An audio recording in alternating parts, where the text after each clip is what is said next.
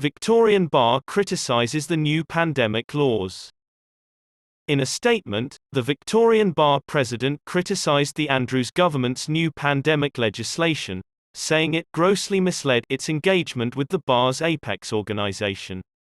Christopher Blanden, QC, claimed the proposed rules will give the Premier tremendous authority with little or no checks and balances.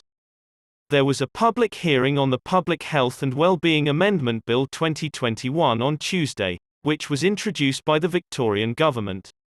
It is anticipated to pass the Labour majority lower chamber on Wednesday.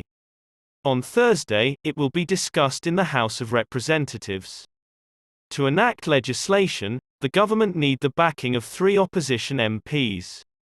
The new regulations would remove the Chief Health Officer's ability to declare pandemics and give the Health Minister the power to issue public health directives.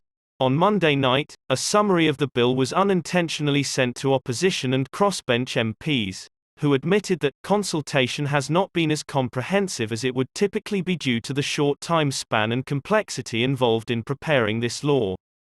30 outside parties were contacted, according to the document. The consultation process, according to Mr. Blanden, was a gross distortion of what really occurred at the beginning of the year. Mr. Blanden claims the Victorian government cancelled a consultation session with the Victorian Bar on September 28. The Premier must now report to both chambers of the Victorian Parliament on the grounds for declaring a pandemic, and the Health Minister and Chief Health Officer must make their recommendations public. Health, legal, and community group professionals will serve on an independent committee that reviews decisions, but their opinions are not legally binding. For a period of 4 weeks, a pandemic may be proclaimed. It is possible to renew the proclamation every 3 months until the sickness no longer poses a threat to the community. So long as no one is in urgent danger of death or serious injury, police will be unable to obtain QR code check-in data.